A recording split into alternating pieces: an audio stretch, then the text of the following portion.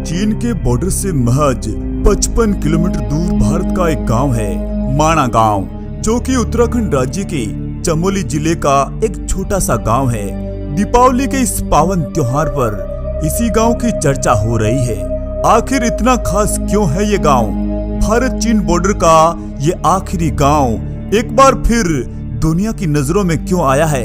असल में देश के प्रधानमंत्री श्री नरेंद्र मोदी चीन के बॉर्डर से लगते गांव माणा गांव पहुंच रहे हैं। असल में चीनी लोगों की बुरी नीयत 1962 से ही इस गांव पर पड़ गई थी।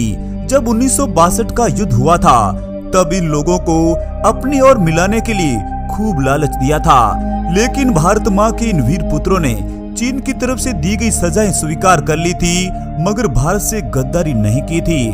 माणा एक छोटा सा गांव है जिसमें करीब 60 घर है और उसमें से भी करीब 200 लोगों का बसेरा है। माणा गांव के लोग भूटिया जनजाति के हैं जो मंगोलियन की तरह दिखते हैं और यही वजह है कि चीन इन लोगों को अपने हिस्से का मानते हैं। चीन का बॉर्डर इस गांव से करीब 55 किलोमीटर दूर है। चीनियों की हलचल यहाँ से साफ साफ देखी जा सकती है। तभी तो चीनी लोग नहीं चाहते कि उनकी बॉर्डर पर होने वाली गतिविधियां माणा गांव के लोग भारत तक पहुंचाएं। प्रधानमंत्री नरेंद्र मोदी जी यहां आकर चीनियों के मुंह पर तमाशा जड़ना चाहते हैं। जहां जहां भी भारत के बड़े लोग चीनी बॉर्डर पर जाते हैं तो उनके पेट में दर्द खूब होता है। आज फिर यही ताजा हो रहा है। इस गांव की प्राकृतिक सुंदरता सबसे अलग है। आप जब इन लोगों से मिलोगे तो आपको गजब का अपनापन महसूस होगा। यहाँ की एक ऐसी दुकान है जो महज है तो चाय की, लेकिन देश प्रेम की भावना से ओत प्रोत कर देती है। जी हाँ, हम बात कर रहे हैं भारत चीन बॉर्डर के उस आखिरी गांव से, उस आखिरी चाय की दुकान के बारे में। असल में जब मई से लेकर अक्टूबर तक यहाँ के सारे रास्ते खुले रहते हैं तब यहाँ पर्यटकों की खूब भीड़ रहती है और जो भी लोग आते हैं इस आखिरी दुकान की चाय जरूर पीते हैं। यूं तो ये गांव धार्मिक मान्यताओं से भी भरा पड़ा है। कहते हैं कि जब वेद व्यास जी वेदों की रचना कर रहे थे तब उन वेदों को लिखने का काम गणेश जी कर रहे थे, लेकिन पास में ही एक नदी बहती थी, सरस्वती नदी। जैसे ही गणेश जी वेदों को लिखने का काम करते तो फिर पास में ही चलती सरस्वती नदी खूब शोर करती थी। बार बार मना करने के बावजूद भी सरस्वती ने उन्हें कोई तवज्जो नहीं दी थी। तो फिर गणेश जी ने सरस्वती नदी को श्राप दे दिया था और कहा था कि आज के बाद आप अदृश्य हो जाओगी और पाताल लोक में चली जाएगी। और फिर कहते हैं कि सरस्वती नदी यहीं से पाताल लोक में चली गई थी, जो आपको आज यहाँ नहीं दिखेगी।